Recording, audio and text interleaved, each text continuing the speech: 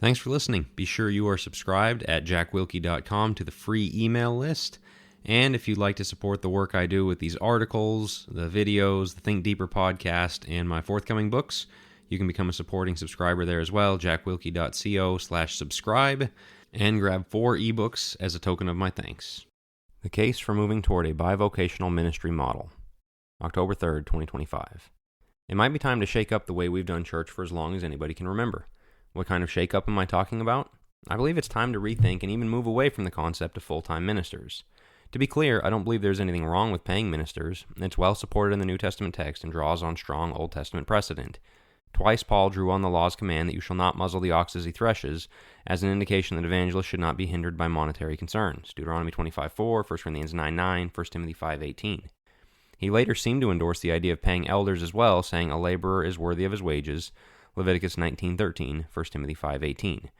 Jesus himself quoted this concept to assure his disciples they were allowed to take food, drink, and housing from supporters while out on their missions. Matthew 10:10, Luke 10:7. On the other hand, we also find Paul making tents alongside Aquila and Priscilla to support himself in Acts 18:3. This gives the concept of the tent-making preacher. In 2 Thessalonians 3:7-10, he said he and his fellow workers did not take anyone's bread for free, but labored to show the Thessalonians an example. And in 1 Corinthians 9, he both lays out the case for why those who labor for the gospel are able to receive a living for it, but also reminds them that he still did not take it from them. 9:15. 2 principles become clear from these verses. First, there is nothing wrong with paid ministry. In fact, it's a good thing. Second, there are times and places in which it is advantageous for ministers to not exercise this right, but rather support themselves with external income. With that in mind, I offer 2 conclusions. It's my contention that we are in one of those times and places when tent making is advisable.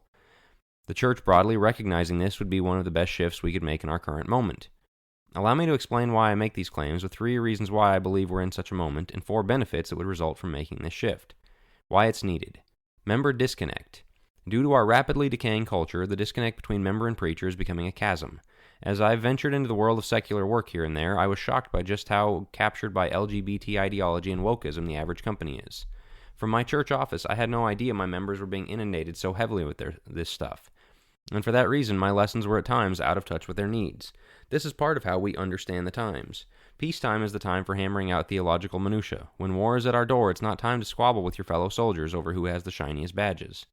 And yet we've got preachers who are convinced that the new heavens, new earth debate is the biggest threat facing the church, while their members go to work and receive pronoun sensitivity training and their youth group kids are getting lured toward neo-paganism, no, I'm not kidding, and transgenderism on TikTok. Getting out of our church offices and into the real world helps fix this. It's the best way to know what your people are going through. Economic difficulty. You don't need me to drag out the charts to tell you economic times are tough. It's long been the case that preaching was a commitment to a lower standard of living for most, and that's fine. But the higher inflation goes, the lower that standard drops. To our country's great shame, very few families can afford to live on a single income anymore. It is not a church's fault if they don't have the budget to give a preacher a comfortable life. However, it is their fault if they insist he stay in the office full-time and prohibit him from exploring other opportunities. And it is especially their fault if they are, admittedly or not, counting on the preacher's wife to support him. If she wants to work, fine, that's a whole different matter, but for an entire church to saddle her with breadwinning to support her husband's ministry is flat wrong. Growing persecution.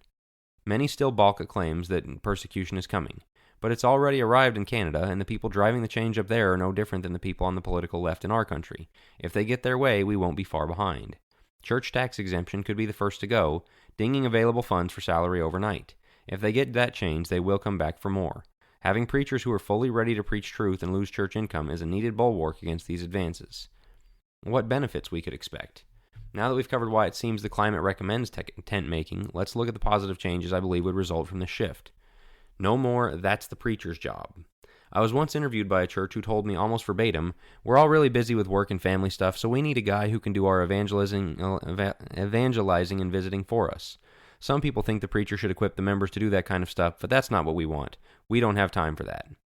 Needless to say, that was a brief interview process. But at least they were honest with it. Plenty of church members and even elders operate from that same view of the ministry. Others joke a little too seriously about the he only works on Sundays thing. But a preacher who's just as busy with secular work as everybody else is might be able to get other people out of that mindset. Greater evangelistic opportunity. We're in a tough evangelism climate as is. Church office hours only make it tougher. If you build it, they will come. Church growth only works for churches with significant resources, and what they usually attract is church customers. Actual evangelism takes real-world connection. What better way to make such connections than day-in, day-out work contacts? Plus, it's a chance to build the church's reputation. For better and worse, the preacher is often a church's face in the community. If the face is hidden behind a closed door, outreach will be difficult. Truth trumps church politics. Managing personalities will always be part of the preacher's job. However, a church is not in a healthy place when the preacher knows his ability to support his family is in jeopardy if he runs afoul of Mrs. So-and-so who's been here 80 years. We laud the nobility of preachers who stand for truth even at great personal cost, as well we should. But we also should be doing everything in our power to avoid putting them in the situation where they have to make such a choice. A financially independent preacher might be the best way to avoid this alternative kind of muzzling the ox while he threshes. Putting down roots. Most preachers who lose their jobs bounce back with another one fairly quickly, but unlike your average member in the pews who experiences a layoff, the preacher almost always has to pack up his family and leave their home behind. But a long stay in a single place is one of the best ways for a minister to impact a community. Financial stability and the knowledge that his family can put down roots financially and relationally would do wonders for his ministry. In practical terms. Of course, tent-making ministry is already a reality for plenty of preachers and congregations. It is certainly not all benefit and zero cost, I'm sure they would all tell you. However, for the reasons outlined above, I do think the time is right for bigger congregations to start moving in the direction of bi-vocational ministers.